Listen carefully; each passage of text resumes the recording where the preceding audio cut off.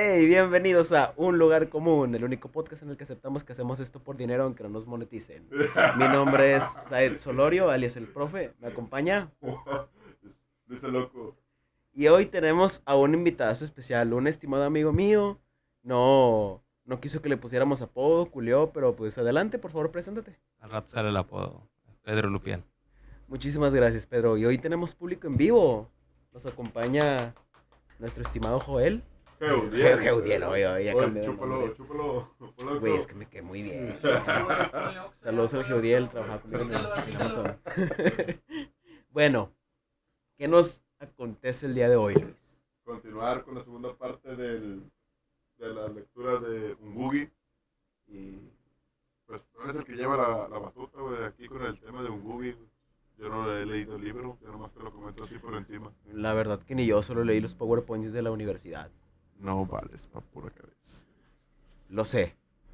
Continuamos con los fragmentos. Igualmente, pero si gustas aportarnos en tu vasto conocimiento y todo lo que has aprendido sobre el tema, pues eres totalmente bienvenido, ya O sabes. sea, me acaban de invitar a un libro en el que los primeros dos capítulos ya los leí yo y ustedes no. Valga. Eh, no exactamente. O sea, sí, pero sí, la verdad es que sí. No, dije, no es tanto eso. El ingrato no me ha pasado el libro. Te lo pasé, te compartí la Neta, güey. página de PDF, güey. Ver, no, sí. Entonces PDF ya fue. Coffee, el mejor lugar para descargar libros gratis. Patrocínanos. Ah, no tienen ni gente ellos, güey. Comenzamos. Ahora nos centramos en el capítulo número 2, la lengua del trato africano. ¿Ya podemos comenzar, caballeros? Dale, dale. Bendito Dios. Una mañana de 1976, a primera hora, una mujer del pueblo de Camiritu se presentó en mi casa y fue directa al grano.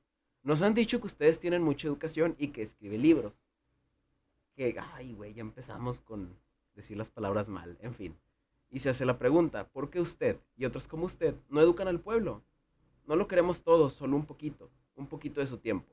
Había un centro juvenil en el pueblo, me dijo, y se estaba cayendo a pedazos. Necesitaba un esfuerzo colectivo para devolverlo a la vida.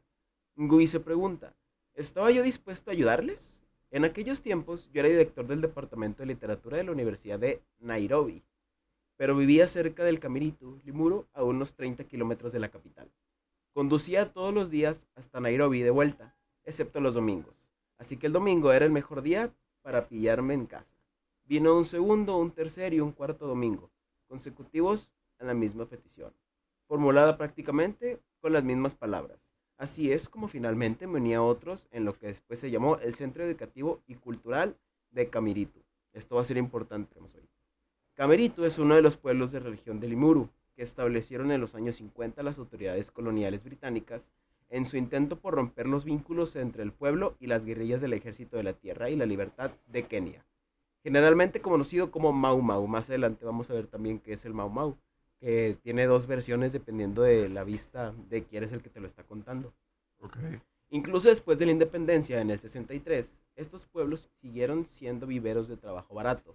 En 1975, Camerito había llegado a tener una población de 10.000 habitantes. Los trabajadores que vivían en Camerito, como arrendatarios o propietarios, pertenecían a tres categorías diferentes. En primer lugar, estaban los que trabajaban en Bata, la fábrica de la multinacional de zapatos. En la factoría Nile Investment Plastic Pipers and Goods, en las pequeñas plantas procesadoras de sal, en las herrerías o los molinos de maíz, o en los garajes que reparaban coches o bicicletas. Todos eran parte de un emergente proletariado industrial. Después estaban los que trabajaban en hoteles, tiendas, gasolineras, autobuses y taxis comunitarios, en carros tirados por burros o empujados por hombres, trabajadores domésticos y comerciales. La tercera categoría era la del proletariado agrícola, los que trabajaban en las enormes plantaciones de té y de café, y en las granjas que habían sido antiguamente propiedad de los colonos ingleses, pero que ahora pertenecían a unos cuantos keniatas adinerados o multinacionales, pero también los que trabajaban como temporeros en granjas de cualquier tamaño. Pero la mayoría eran campesinos, y esto incluso a los labradores ricos, entre paréntesis, que en plan trabajadores que no son de la familia, agricultores o medios, que solo cuentan con los miembros de su familia. campesinos pobres que cultivan sus propias tierras o que trabajan para otros, y muchos labradores pobres y sin tierras propias que trabajan a cambio de un jornal o hacen peonadas. Entonces todos eran esclavos, no importa cuánto dinero tuvieran. Más o menos, más o menos. Por supuesto. Más o menos como México. Nah, bueno, ¿cómo crees? No, padre, mucho, en güey. épocas de la Revolución, cuando Emiliano Zapata se levanta en el sur, fue por esas mismas razones, güey, porque como cada hacienda o ranchería tenía su dueño, el dueño era el que les daba permiso, güey, de cosechar o no. Si el vato no quería que cosecharan, la gente podía estar muriendo de hambre y el vato decía, pues no, no quiero sembrar, porque ahorita o no me conviene, o no tengo fondos, o cualquier cosa, pero pues no lo quiero hacer. Entonces mucha gente que dependía de lo que se tenía que cultivar, pues moría de hambre, güey. Entonces, ese fue uno de los motivos por los cuales empezaron las revueltas allá en haciendas en el sur, antes de que estallara por completo la Revolución Mexicana. Te faltó agregar que también tiene que ser un niño rico el que se levanta para que los demás puedan hacerlo. Ah, eso sí. Fue el caso de Zapata. Dale. Por supuesto, hay muchos desempleados y prostitutas a jornada completa o a media jornada. Podemos decir prostitutas. Sí. Esto se dice bonito. Y algunos pequeños delincuentes. Los otros habitantes distinguibles de Camiritu son profesores, secretarias, funcionarios de escalas inferiores, propietarios de tabernas y tiendas de barrio, artesanos autónomos, carpinteros, músicos, gente que tiene puestos en el mercado y pequeños empresarios. Esto es la pequeña burguesía. Qué curioso. Suena muy similar a otros lugares. Menciono estas diferentes clases porque casi todas ellas están representadas entre quienes participaban en las actividades del Centro Educativo y Cultural Comunitario de Camiritu. Por ejemplo, el comité que gestionaba el centro estaba compuesto por campesinos, trabajadores, un maestro y un empresario. Entre los universitarios estaban Kimani, Gekau, Kabiru Kinyangui y Ngui Miri, que se convirtió más tarde en el coordinador de todas nuestras actividades. Pero los campesinos y trabajadores, incluyendo a los parados, eran los sostenes reales del centro, que comenzó a funcionar en el 76. También se escribió mucho sobre él en el periódico, en periódicos, revistas y artículos de investigación. Pero lo realmente importante, por lo que se refiere a nuestra reflexión sobre la lengua del teatro africano, es que todas las actividades del centro debían estar vinculadas entre sí, surgir las unas de las otras, mientras que cada una constituía un programa independiente. Así pues, el teatro comenzó como foco central de nuestra actividad cultural. Tenía que ofrecer materiales de seguimiento y actividades para los nuevos lectores y escritores del programa de alfabetización de adultos, mientras que a la vez ofrecía las bases para actividades politécnicas en el programa de cultura material. Pero, y él se plantea estas preguntas, ¿por qué hacer teatro en un pueblo? ¿Acaso estábamos introduciendo un elemento totalmente ajeno a la vida de la comunidad? ¿Cómo argumentaría más tarde el comisionado provincial? Entonces, ellos veían su teatro para algo más grande, güey. No solo para enseñar, para hacer obras de teatro mismamente, sino como un espacio cultural, algo donde pudieran educar a la población. ¿Eso lo dice en la parte del libro o No, lo no, dices no, tú? es algo que yo estoy diciendo y que estoy asumiendo en base a la Ah, cero lectura que me aventé del libro. Sí. digo, a lo que yo entendí realmente es porque estaban agarrando el teatro como una herramienta no solamente para educar, sino como una herramienta para poder difundir su cultura. Ujú. También la manera en la que describe la vida cotidiana, pues se refleja mucho aquí en la forma de vida de Latinoamérica, güey. Porque por lo regular la gente que tiene su negocio propio habla de que pues, le va bien y cosas así, pero por otro lado también se le olvida a la gente que el tener un negocio propio también te hace esclavo de él. O sea, no hay vacaciones, no puedes... O sea, un día que no trabajas es un día que no tienes dinero. Entonces, te ata el trabajo. O sea, no eres ni siquiera un pequeño burgués. Un pequeño burgués tiene gente que le trabaja.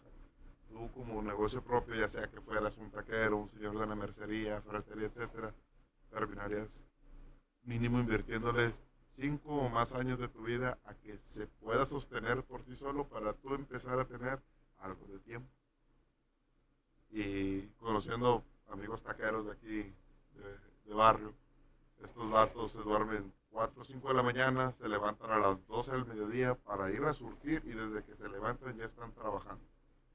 Entonces, que tú digas grandes burgueses, como que no.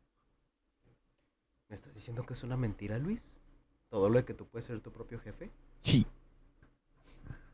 No es que lo diga, es una realidad. O sea, Tú como realmente los un que rep- son realmente burgueses, como lo dicen, ¿verdad? O digamos, persona adinerada, es aquel que hereda, ¿sí? El que genera su propio negocio desde un inicio y que le va bien, te puedo asegurar que no descansa, aunque ya tenga mucho dinero. ¿Tú descansas, Pedro? No, yo no descanso. Güey, la cara que pusiste de Dios mío. No, padre. Eh, piensa la gente que yo digo que, bueno, se burlan de lo que digo, de que, no mames, güey, descansar. Yo soy jodido, perro, que descansen los ricos. Yo no me puedo dar ese lujo. Por ejemplo, Y es al revés. eh, si no por mucho trabajar te puedes volver a alguien de dinero, güey. Y a veces mucha gente se compra la idea de que por más educado, si tienes más estudios, te va a ir mejor. Pero no, los grados académicos o las ingenierías y posgrados se obtienen porque ya tienes una estabilidad económica que te permite estudiar y enfocarte en tus estudios y no tener que trabajar y estudiar, lo cual es el 80%, si no es que más menos, de la población estudiantil de más de 20 años, güey. Estudiar y trabajar, porque no se puede con todo, o sea, ¿Esos son datos duros o es una opinión? mira, los datos duros Vamos no a te los ver, traigo frescos. para derrumbar esa ideología. Los datos duros no te los traigo.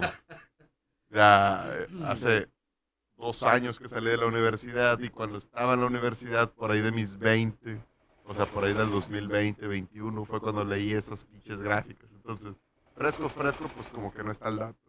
Pero por ahí más o menos andaban los números. ¿Y estás buscando los datos? Claro. Obvio. Hay que Si vamos a Digo, abrir el hocico, hay que digo fundamentarlo. que pese, ¿verdad? Porque Ajá, de verdad, fundamentame o tu sea, tiene mamada. que ser ¿cómo se llama? Un dato real. Alrededor del 27% de los estudiantes de nivel superior. Te quedaste muy, muy arriba. Ok, 27%.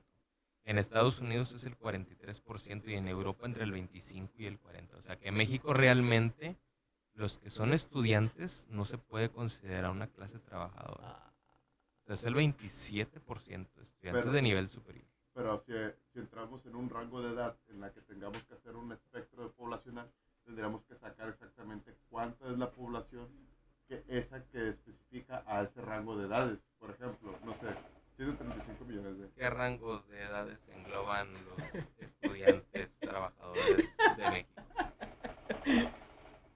Va. Vamos a ver. Vamos a ¿de dónde ver. lo sacaste eso? No, y es que es necesario, güey. O sea, te digo, si vamos a abrir el hocico hay que fundamentar. Ah, pues sí. Total. Mira, 27% hablamos de que son los que trabajan y estudian, ¿va? De toda la población que estudia a nivel superior. O sea, licenciaturas, ingeniería. Quedémonos con ese dato por el momento. Sí, te quedaste corto. Realmente nivel superior es entre 18 y 24 años, aunque en modalidades ejecutivas pueden incluir personas de hasta más de 30 años. Ajá. O sea, sí, o sea, realmente ese 27% engloba a personas entre 18 y 24 años.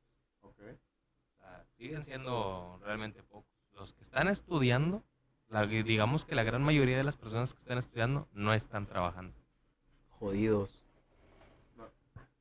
O sea, sí entiendo eso, pero lo que yo me quería referir es de ese rango a nivel nacional, todas las personas que abarcan ese rango de edades y que quisieran llegar a tener la oportunidad de poder estudiar, tendrían que laborar y muchas veces por esas mismas labores se tiende a dejar. Ah, no están viendo las caras que yo estoy viendo. No. Hombre. No. Uno quiere pendejear al otro, pero no dice nada. No.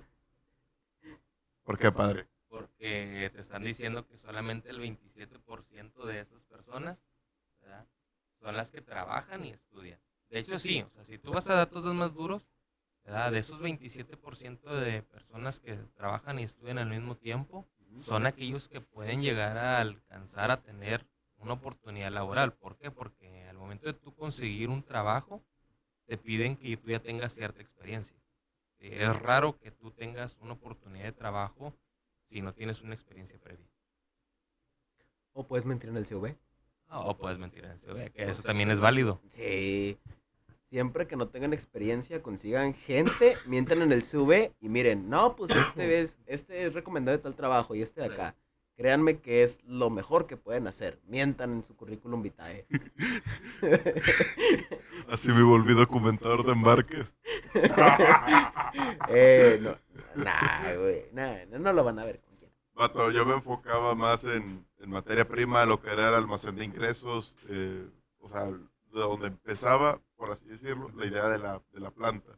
Y ahorita estoy viendo lo que ya es, o sea, yo no veo directamente cotizaciones y ventas, yo nada más facturo. A mí ya me pasan los números. Pero pasé de 0 a 100 y de ser un trabajador sindicalizado. De ser un jodido. Ajá, como la mayoría. Saludos, amigo. Sigo siendo jodido, Pero tienes un mejor puesto de trabajo. Deja tú el puesto, güey, un mejor sueldo, perro. Mira, o sea, yo puedo decir que gano el doble que él y aún así sigo siendo jodido. Sí, padre, o sea, Sí, la brecha es muy grande. le hace falta un 0 a la nómina, güey, para salir de jodido. Sí, no me acuerdo cuándo, hace unos 2 meses, estaba hablando con los camaradas de la Facu. Ajá. Y los niños de 17, 18 años con la realidad, no sé si muy alterados, ustedes ahorita me dirán. Pero sale la pregunta de, oigan, pues ustedes, ¿cuánto es una buena cantidad para vivir bien? Y saludos a Max y a Pato, pero ellos me decían que con 500,000 pesos al mes una persona podía darse lujos de decir, yo vivo cómodo y pleno en mi casa. Cómodo y pleno en tu casa. Vivo bien, pues, con 500,000 pesos Por mes. por mes. Güey, espérate. O sea, Sí. pues, a lo mejor no están equivocados, ¿verdad?, pero se fueron muy arriba. Sí, justo se me vino a la mente ese comentario que pues todos les dijimos de que no mamen, tan locos Digo, ustedes. no sé güey. si ya has llegado a escuchar me imagino que sí, ¿verdad? Los dos han llegado a escuchar a Diego Rusarín.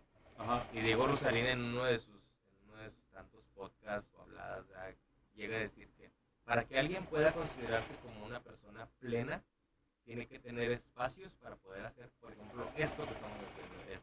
El simple hecho de estar filosofando, el hecho de estar pensando, ¿verdad?, por qué diablos estás haciendo aquí lo que estás haciendo, quiere decir que ya tienes el tiempo suficiente para no estar pensando en qué voy a comer mañana. Ajá. Porque estoy narrando un libro que no he leído. Güey. Esa es la Exacto. clave, de hecho. Teniendo tiempo para leerlo, desgraciado. Así es la vida, papito.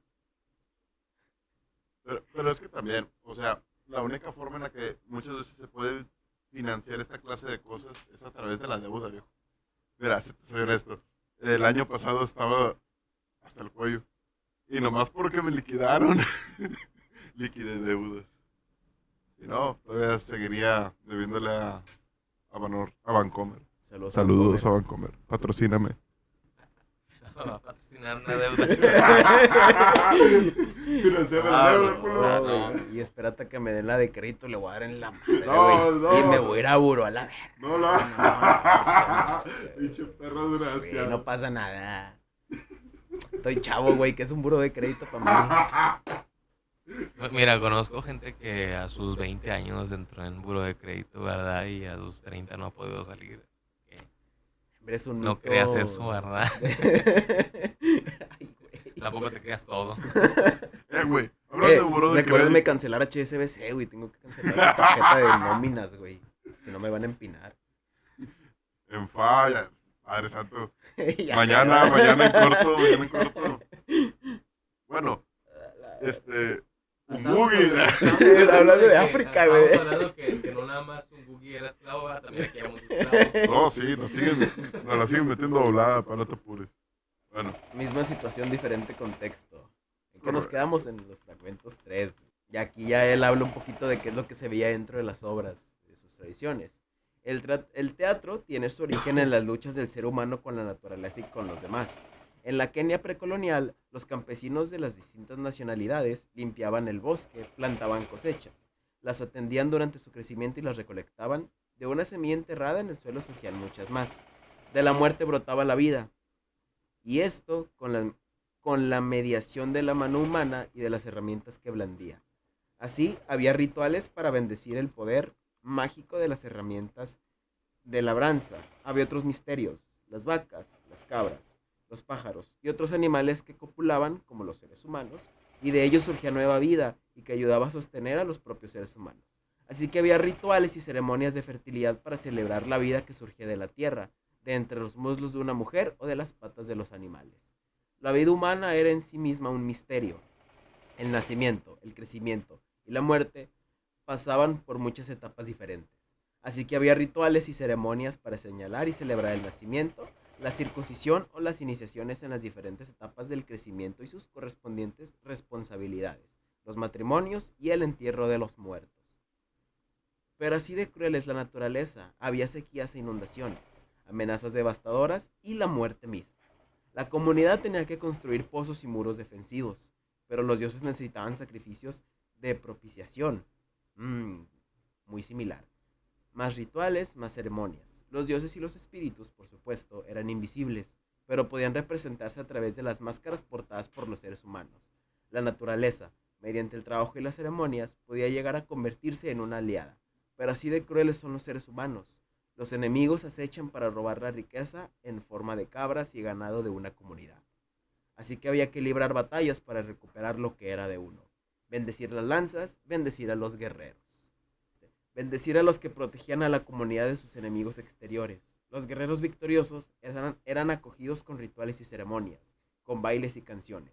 Los guerreros representaban las escenas de batalla para quienes no habían estado presentes y para revivir su propia gloria, empapándose de la admiración y de la gratitud de la comunidad. También había enemigos internos, brujos, ladrones, vagos. Y se contaban historias, a menudo con un coro, para anunciar el destino que les esperaba a quienes pusieran en peligro el bien común. Algunos de estos dramas podían ocupar días, semanas o incluso meses enteros. Entre los Agikuyu de Kenia, por ejemplo, estaba la ceremonia llamada Ituika, que se celebraba cada 25 años aproximadamente, para señalar el traspaso de poder de una generación a la siguiente. Según Jomo Kenyatta, en su libro Facing Moon Kenya, la Ituika se celebraba con ayunos, cantos y danzas que se prolongaban durante un periodo de 6 meses. Las leyes y las regulaciones del nuevo gobierno quedaban fijadas en las palabras, las frases y los movimientos rítmicos de las nuevas canciones y danzas. Los orígenes de esta ceremonia se representaban en una procesión teatralizada. Las canciones, la danza o incluso el mimo eran centrales en todas estas variedades de expresión dramática. En la Kenia precolonial, el teatro no era, por tanto, un acontecimiento aislado.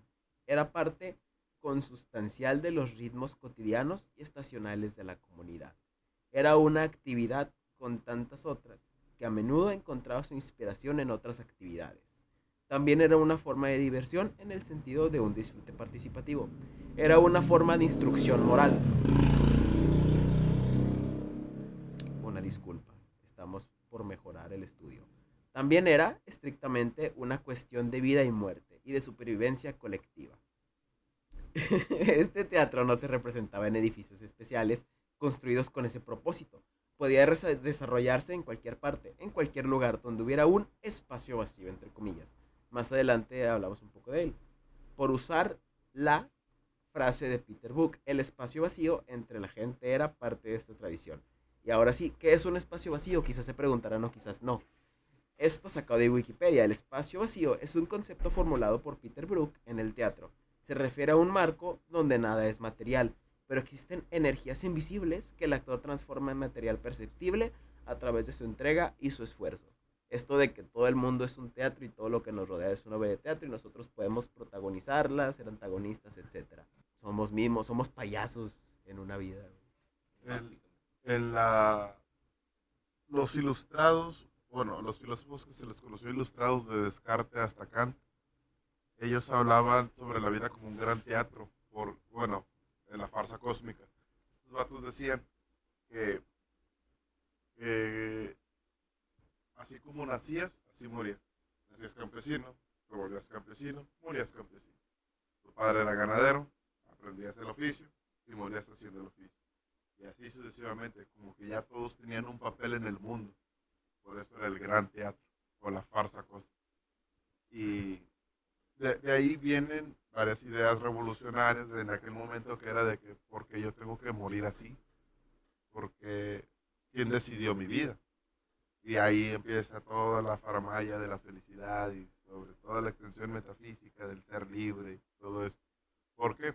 Porque ellos ponían al humano enfrente de la naturaleza con su cultura. O sea, el hombre podía hacer de la naturaleza los bienes que ocupara para poder ellos satisfacer sus necesidades. Entonces, una de las principales este, valores que se rescatan de la ilustración era el dominio sobre la naturaleza. Pero en la revolución industrial se puede ver mucho que el dominio sobre la naturaleza se parecía mucho a la destrucción. Entonces, en ese teatro, en esas tradiciones que se tenían, ¿dónde quedaba el bien común?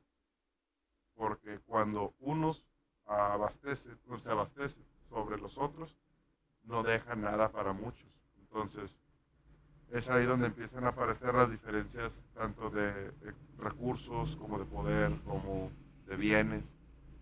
Y recuerdo, hubo un anarquista del pensamiento ácrata, Joseph Proudhon, escribió un libro que habla sobre la propiedad privada y que se llama ¿Qué es la propiedad?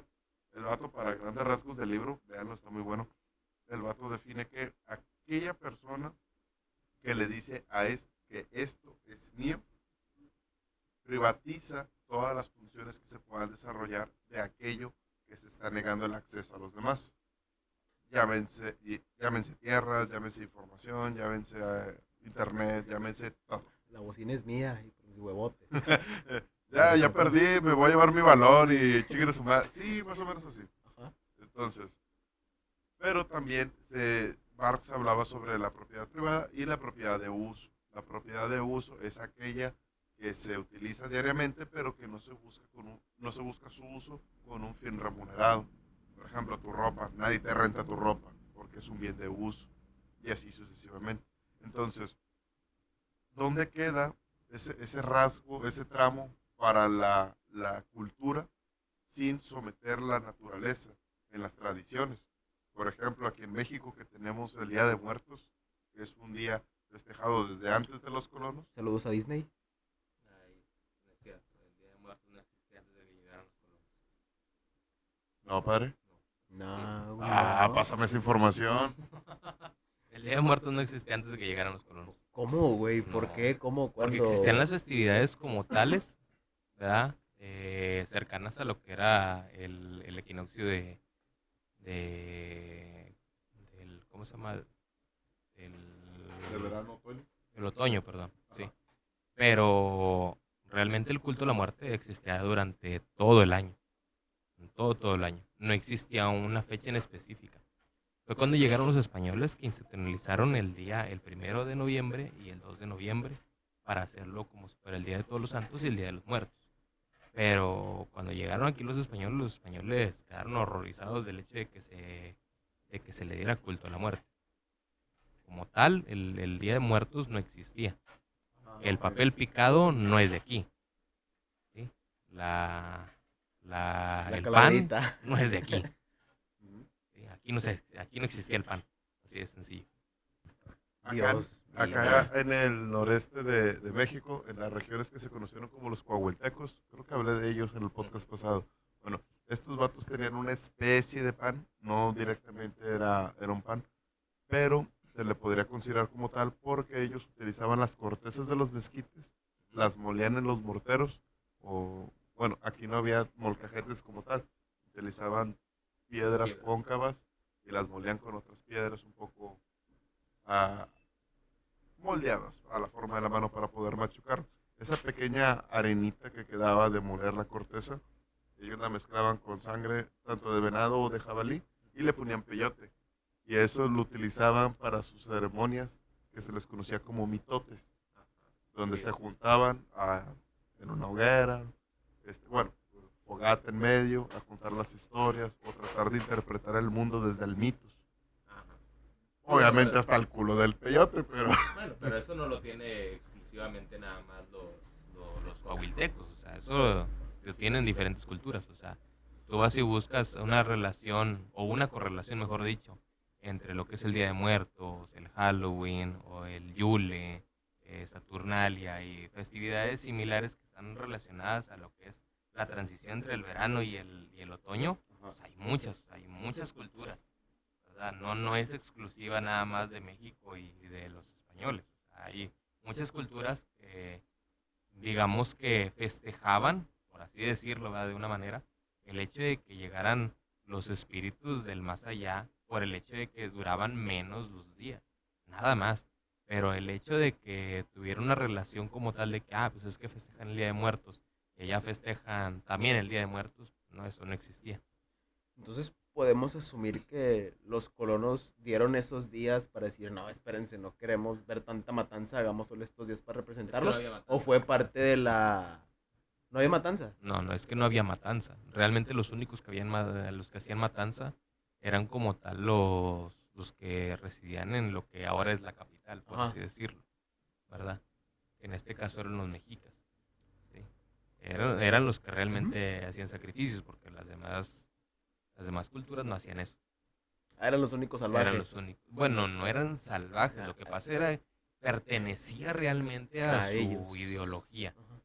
Es como ahorita decir, ¿verdad? En la mañana me tocó un comentario que decía, no, es que ahorita ya la carretera ya cobró su primer tributo. Y dices tú, bueno, si lo quieres tomar así, ¿verdad? De que, bueno, ya se accidentó uno ahorita y ya a los demás ya no les va a pasar nada. Probablemente si lo pones en un contexto, ¿verdad? En el que tú viajas al pasado y dices tú, bueno, para que las cosechas sigan siendo las más prósperas, ¿verdad? Para que los días sigan siendo buenos, ¿verdad? Pues hay que matar a alguien. Fertilizar con su sangre. ¿Habrá que sacrificar a alguien para que este podcast despegue? Calmao.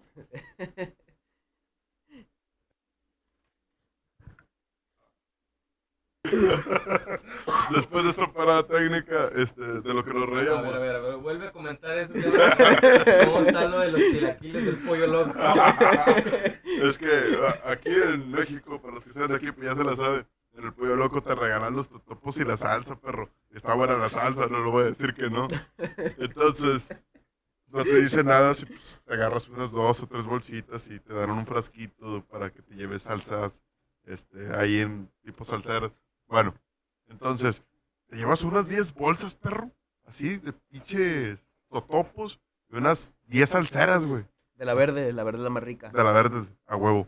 Y al día siguiente, para almorzar, nada más vas y te compras un quesito de la villita, perro. Del norteñita, del que se deshace. Rosadito. Y mira, te hacen unos chilaquiles, pero mamalones. Y como excusa, compra medio pollo loco porque están bien caras estas madres. Entonces, compras medio pollo, una quesadillita y ya te guardas. No, las 3 bolsas, güey, hay que ser descarados. 3 bolsas grandes que digan pollo loco llenas de totopos. Life hack si perteneces a ese 27% de la población que trabaja y estudia en México. Para que no batallen, porque somos jodidos. Hashtag pobreza, perro. Y la vergüenza no ha de comer, güey. Al chile. Ah, vergüenza robar, vergüenza que te cachen, Vergüenza que perro. me cachen robar el Oxxo. No. Oye, pues fíjate que haciendo paréntesis en eso que estábamos leyendo hace rato, el teatro que quisieron imponer en el pueblo de Nairobi, me figura más que nada que fue lo que hablamos hace ratito, ¿verdad? A lo mejor este chavo lo que vio es, mira, van a poner un teatro, ¿verdad? Ya vamos a poder exponer otra vez nuestras ideas abstractas, ¿verdad? Del mundo que teníamos anteriormente, ¿verdad? Y vamos a poder otra vez volver a imaginarnos cosas, ¿verdad? Reculturalizar, Echarnos un ¿verdad? churro mental, ¿verdad? Para poder divagar sobre lo que existe y lo que no existe. Mira, vamos al monte. Aquí está enfrente, güey, no hay Vamos problema. al monte, güey. Ahí tengo Bu- gotas de peyote en la casa por si quieren. Vamos por corteza Pues, de no mezquite. tienen un chorro plantados allá. No, pero tengo extracto, güey. Extracto lo puedes sacar donde quieras. Güey, hubo una vez, güey, en la que la jefa de Eli me Saludos a Eli, muy buen músico. saludó al camarada de Eli. Y ahorita anda jalando a la mafia. Así se llama el Eh. grupo. Ese se llama el grupo, vato. Bueno, Saludos a Mafia de la la, Calle. la mamá de Eli, güey, me dice, ¿qué onda, Luis? ¿Quieres mermelada? Y un día que llegué en la mañana, Simón, calentó un pan, así, un corte, le embarro, le muerde. No es una mermelada, pues es empalagosa, güey. Esa madre no estaba para nada empalagosa, o sea, sabía dulce. Y le digo, doña, qué rollo, está buena esta mamada, ¿de qué es o qué? Y dice, es de peyote. Y yo, no, hombre. No, ya iba medio pan, chingate eso. No, ya me lo zumbé. Pero me dice, no te apures, Luis, como está cocido, pues ya el psicotrópico que te hace ver cosas y colores, se reduce. Ojo, énfasis en se reduce, güey, no desaparece, perro. Ahí me ves, güey, como a los 15 minutos, de repente, los veía morados, güey, yo nomás así, me decía Leli, ¿qué traes, pendejo? Y yo, puñete, así pegó, güey. Pues era un pan entero, o sea. No, pero nomás pegó como una hora, güey, ya después de esa hora volví a la normalidad. Pero no me hizo ver, no me hizo ver, cosas raras, nada más, me volvió daltónico en un ratito. Bueno, Continuamos de- Sí. Fragmento número 4. Fue el colonialismo británico lo que destruyó esa tradición. Los misioneros, con sus celos proselitistas, veían muchas de estas tradiciones como manifestaciones del diablo. Había que combatirlas antes de que la Biblia pudiera realmente arraigar en los corazones de los nativos. Las administraciones coloniales también colaboraron. Cualquier reunión de los nativos necesitaba de un permiso especial. El colonialismo tenía miedo de su propia cita bíblica, que donde dos o más se reúnen, Dios escucha sus voces. Él se formuló estas preguntas. Perdónenme esta pregunta. ¿Por qué iban a permitir que el Dios de los cielos o el que habita dentro de los nativos escuchara los clamores de la gente? Pero la prohibición alcanzó proporciones extraordinarias entre el 52 y el 62, en el periodo de la emergencia del Mau Mau, cuando una reunión de más de 5 personas requería una licencia especial por considerar un acontecimiento público. Considerarse. Y aquí hago énfasis en qué es el Mau Mau. Más adelante también vamos a ver la contraparte de su visión. La rebelión del Mau Mau, también llamada revueltas del Mau Mau y emergencia de Kenia, consistió en una insurrección de rebeldes kenianos contra la administración colonial británica, que se inició en 1952 y no finalizó hasta 1960. El núcleo de la resistencia estaba formado por miembros de la etnia Kikuyu, junto con pequeños grupos Embu y Meru. La rebelión fracasó militarmente, aunque según algunos expertos podría haber acelerado el proceso de independencia de Kenia. Creó ciertas desavenencias entre la comunidad blanca del país y el gobierno británico, preparando el terreno para la independencia concedida en 1963. Cierro paréntesis. Tanto los misioneros como los administradores coloniales usaron el sistema educativo para destruir el concepto de espacio vacío entre la gente y trataron de capturarlo y confinarlo en salones urbanos, escuelas, iglesias o en teatros reales con sus escenarios de proscenio, siempre bajo la supervisión del gobierno.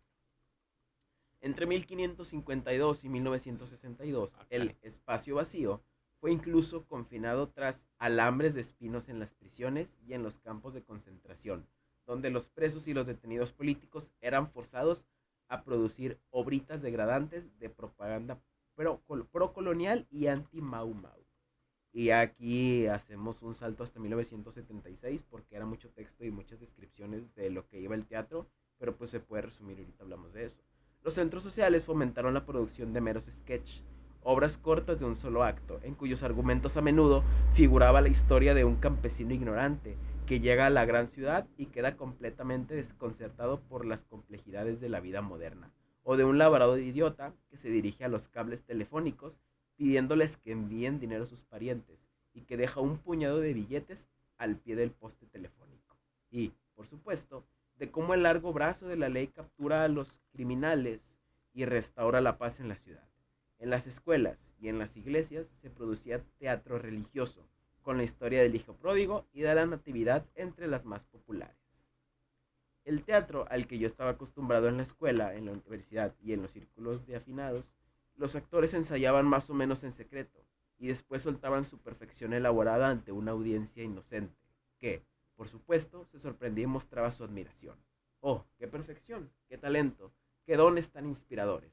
Por supuesto, yo nunca pude hacer tal cosa. Semejante teatro forma parte del sistema general de educación burguesa, que utiliza la educación como un mecanismo para debilitar al pueblo, para hacer sentir a la gente que no son capaces de hacer esto o aquello, o debe hacer falta tanto talento. Entre paréntesis. En otras palabras, la educación se convierte en un medio de mistificación, de mistificar el conocimiento, y, por tanto, la realidad.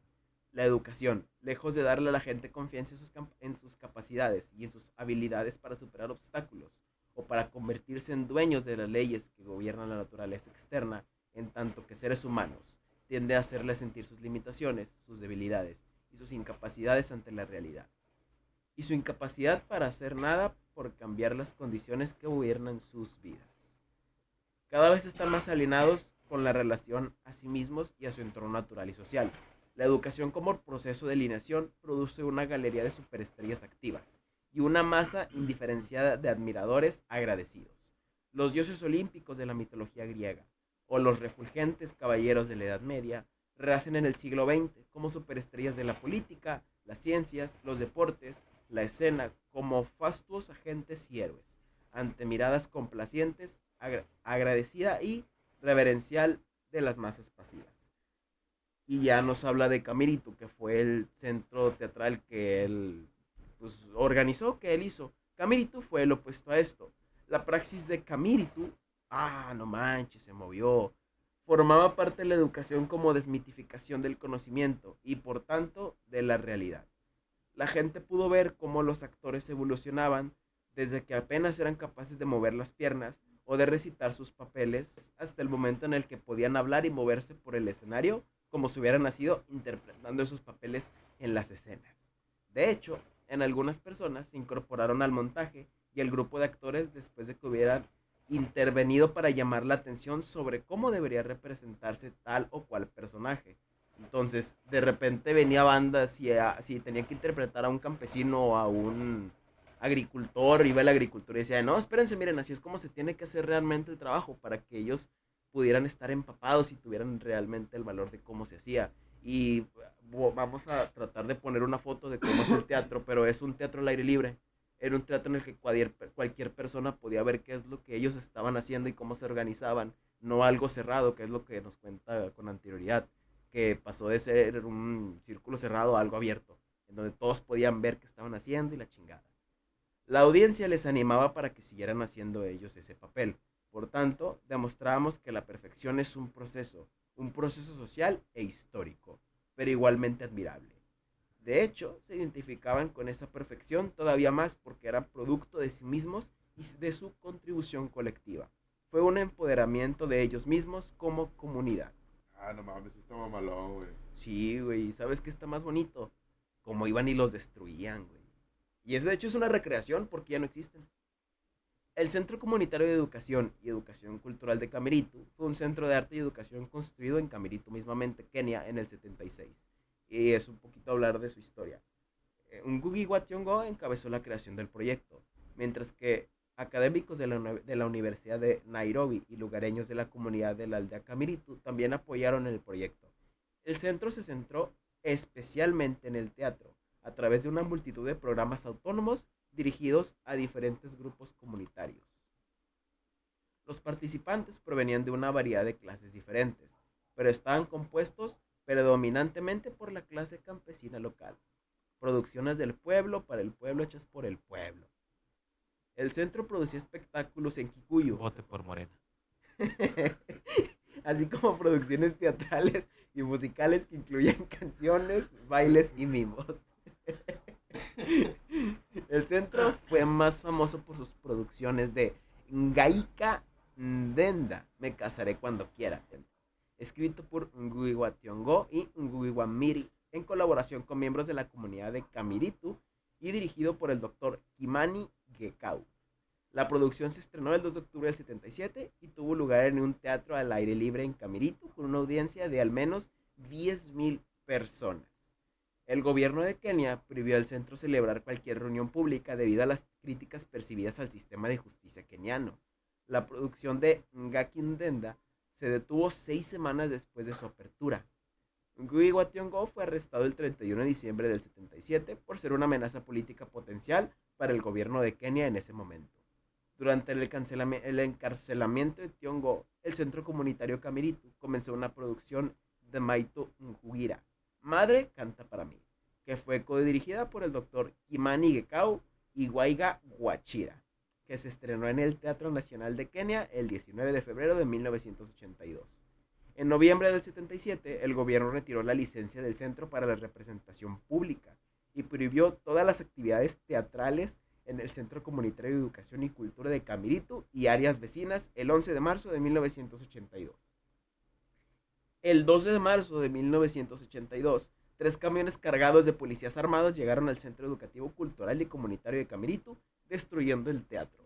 El único lugar en el que podían esparcir su cultura se los mandaron a la verga, güey. Qué bonito.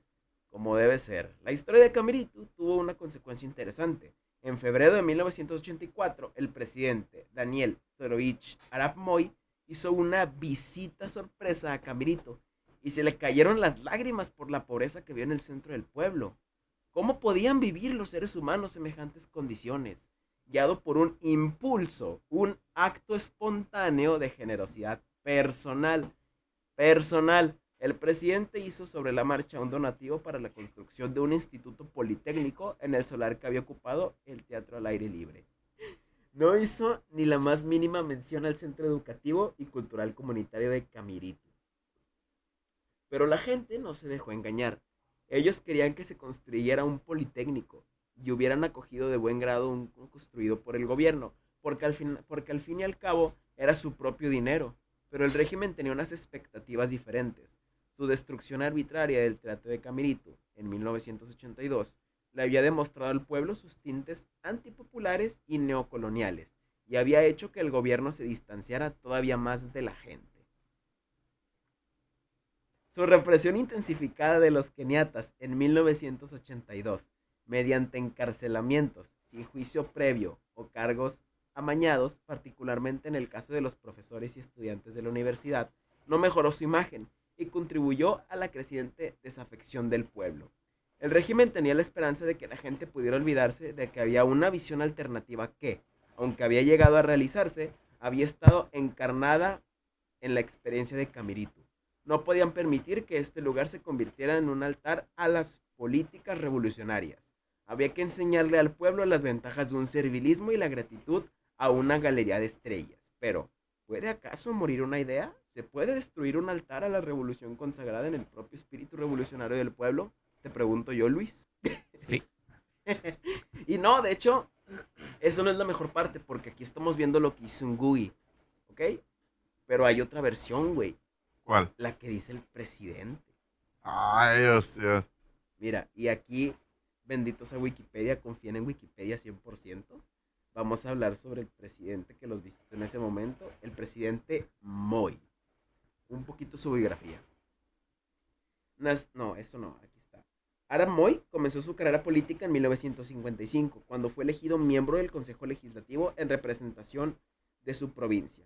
Junto a Ronald Ngala fundó la Unión Democrática Africana de Kenia, entre paréntesis, KADU, en 1960 para enfrentarse a la Unión Nacional Africana de Kenia, KANU, dirigida por Jomo Kenyatta, su predecesor en el cargo de presidente del país, que desempeñaría años después. El objetivo de la KADU fue la defensa de los intereses de los grupos étnicos minoritarios, tales como los Kalenjin, de los que era parte Arap Moi, frente a la supremacía de las etnias Luo y Kikuyu, a las que pertenecían la mayor parte de los miembros de KANU, como el propio Kenyatta, que era Kikuyu. La CADU abogaba por una república federal, mientras que la CANU estuvo a favor de un modelo del Estado unitario. La superioridad numérica de CANU llevó al gobierno de Reino Unido, la potencia colonial que gobernaba el país, a rechazar cualquier elemento de tipo federal en la construcción de nuevos estados. La potencia colonial que gobernaba el país a rechazar cualquier elemento de tipo federal en la constitución del nuevo estado independiente.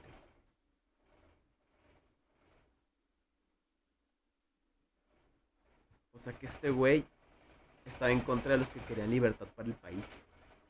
Sí, vato, es normal que cuando tienes poder no lo quieras perder, güey. Uh-huh.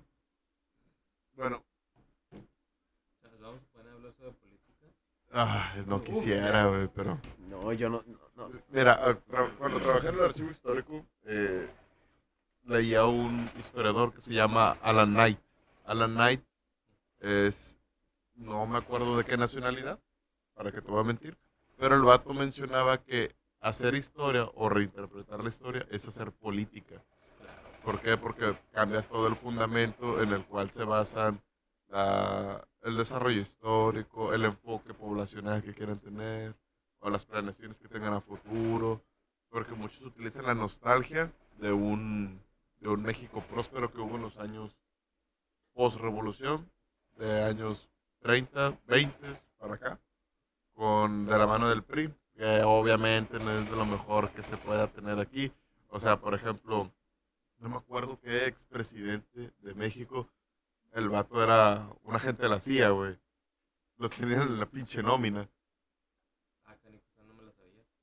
Mira, no te quiero mentir quién fue. Pero chéquelo, señor. Vamos a googlear.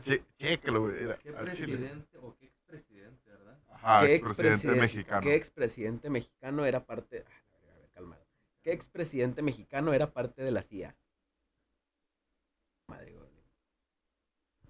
Oh, sí. Apareció en Wikileaks. Grande Wikileaks, nunca José cambies. López Portillo. Ándale. Fue informante de la CIA.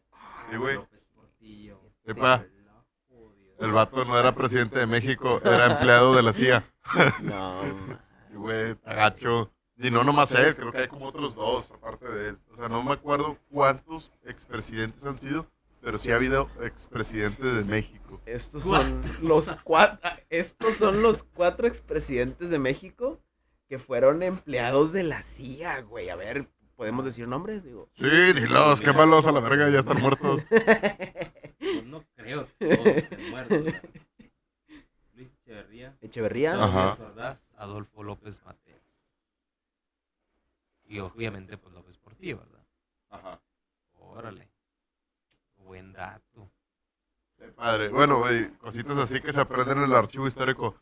Está denso. Rayos. Qué buen punto. Pero te digo, una vez que tienes poder, lo que quieres es no perderlo. Bueno, pero es que no nada más es por el hecho de no perderlo. Vamos a suponer que eres un buen gobernante. Ajá. Sí. Vamos a suponer. ¿Soy Obama? No pones de ejemplo. No le pongamos nombres porque si le pones nombres después empieza el sesgo de que no, ese güey no vale madre o no, si este es muy buen gobernante. No. Vamos a suponer que eres un buen gobernante. Y sabes que muy probablemente al terminar tu mandato gane lo que se considera la oposición, ¿verdad? Porque no tienes a quien dejar el mandato y X cosas, lo que tú quieras. ¿Qué harías con tal de que siguiera tu gobierno? Maten a todos. Así de sencillo. O sea, es una medida mala. Ah, pero yo soy el bueno. Exacto, o sea, acabas de dar una medida mala siendo tú el bueno. O sea, igual, si yo le pregunto a Luis lo mismo, ¿verdad? Puede darme una respuesta algo similar. Un golpe de estado, güey. O sea, a final de cuentas harías algo malo, aún siendo tú el bueno. ¿Sí? Y buscarías cómo adecuarlo para que suene que es algo bueno. Exactamente. O sea, no por el hecho de que seas alguien bueno, dejarías de hacer cosas malas. Maquiavelo, güey, Maquiavelo tenía razón. Por ahí este libro, güey. Sí, ahí lo tengo, güey. Pero sí. El príncipe Nicolás Maquiavelo, el arte de la No, guerra de está- Sun Tzu y no me acuerdo No, cuál no es estoy más. de acuerdo con él, pero sí está chidito lo que dice. Maquiavelo, en una de las partes, no me acuerdo en qué capítulo ni en qué página, pero ahí tengo el libro, menciona que cuando se hace el bien, se tiene que hacer dosificado para que sea un bien que la gente pueda percibir, que sea constante. Así te ganas el favor y respeto del pueblo. Y que cuando tienes que hacer el mal, sea inmediato y desastroso. O sea, así que deje el trauma de que, a la verga, no sé, de que alguien hace una huelga en una plaza. Tlatelolco. Por ejemplo, y, es que según yo mandé al ejército con balas de goma. Y pues parece que sí les metieron el cargador con armas, con balas de fuego. Entonces, y una vez que haces el mal, se hace tan fuerte que deje un trauma y una huella que no se pueda olvidar. Pero, acompañado con eso, no sé, un día que hiciste la maldad, durante otros 4 o 5 años estuviste haciendo cosas medianamente buenas por el pueblo. Entonces, a la hora en que lo ponen en la balanza es muchas cositas buenas o este putazote que nos acaban de poner. ¿Cuál conviene más o cuál nos ha beneficiado más o cuál hizo más daño? Entonces, a Maquiavelo, al hablar de un buen gobernante, era aquel que era firme ante sus decisiones, pero que también le daba la ilusión al pueblo de que el pueblo siempre tenía el control. Cruel pero justo. ¿Manda? Cruel pero justo. Es que ni siquiera llega a eso, padre.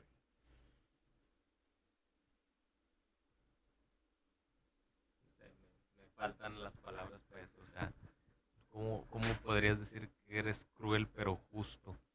Pues sí, te meten la verga, pero le echan saliva, Canijo. güey.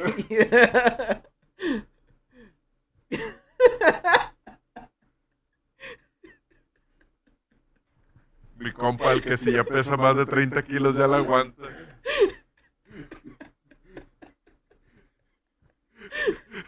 Eres un enfermo, o sea. Si vieras la carita de mi jefita, güey, cómo te está juzgando, perro, en silencio.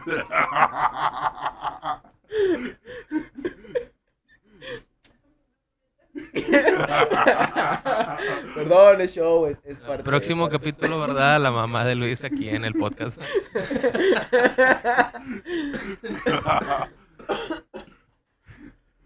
Bueno, señores, ¿algo más a comentar antes de terminar este capítulo de Boogie?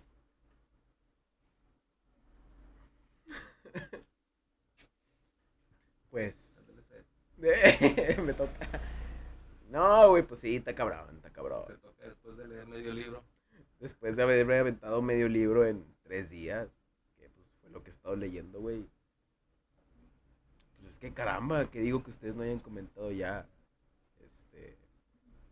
Está fuerte, güey, está fuerte. Pero, ¿sabes algo, Luis? ¿Sabes qué es lo más importante de todo este pedo, Chinga güey? tu madre. ¿Sabes qué, güey? ¿Qué, güey? Que el universo le vale completamente verga, ¿Por qué güey. tengo que censurar tantas palabras?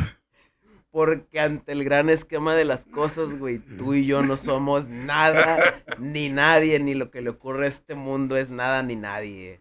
Eso lo dijo el mundo de Gumball, ¿no? No, Sí. yo lo vi en Fear and Hunger. El Fear and Hunger. Sí, es muy muy, buen ¿No juego, muy viste güey, bueno. que el mundo habla- de Gumball? Pero sí, lo dijo el gatito azul. No, el sol, no, Era el no, sol. la canción El en sol, el mundo de güey. El Gumball. sol y los planetas. Que, Güey. todo esto que decimos y que nos quejamos y nos ¿Lo ven ponemos cara de para dolidos. despedirnos? Va, búscalo, Ok. búscalo, Vamos búscalo. a buscarlo, a ver. Ten, conéctalo, para que se escuche aquí. Pala. Que no importa cuánto analicemos y veamos que las cosas están mal, pues no somos nada ni nadie, güey, para el gran esquema de las cosas. Ten, conéctalo aquí. Ese no es. Déjalo busco.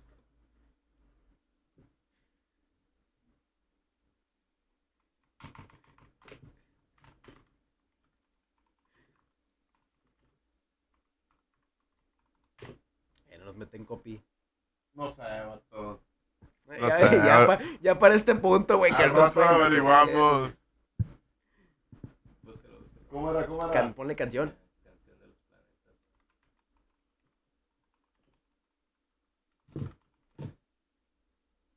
El para abajo. Ah, está chido el juego de Marvel Rivals. Jueguen Marvel Rivals, está bien chido. Agréguenme la mona china. Miguel, ahí está. de la vida. ¿Por qué nadie es capaz de responder esta pregunta? ¡Respóndeme, universo! ¿Cuál es el sentido de la vida? Chicos, pronto, alguien necesita una respuesta cósmica. Hay que explicarle el sentido de su penosa existencia usando una agradable canción. Y 1, 2, 3. Si tú crees tener problemas, muchas dudas y estrés, recuerda que en el gran plan tu vida nada es. Las hojas pequeñitas ves, enormes son para un 100 pies. Depende de quién lo mira. Es cuestión de perspectiva. Crees que el planeta Tierra es lo más grande que existió y es algo muy pequeño ante Neptuno grandulón. Oye, Tranquilo. Porque si crees tener problemas, si eres flaca o eres gorda, recuerda que en el gran plan tu vida no importa. Frente al sol soy una pequeñez, es el más Sí, grande, ves, ya lo mamá. sé, más solo lo es en su sistema, parte de algo aún mayor. La Vía Láctea. La galaxia. Universo digo yo. Y es lo que vemos nada más y eso es enorme de verdad. Tú eres minúsculo, ya ves, irrelevante ya. Sobre esa roca estelar, una manchita que limpiar. Podrás vivir un siglo o tal vez un poco menos, mas aquí 100 años son tan solo un fugaz momento. Porque si crees tener problemas, muchas dudas y estrés, recuerda que en el gran plan tu vida inútil, miserable, diminuta, despreciable, fútil, insignificante, aburrida y desdeñable no importa en realidad. Ay, güey.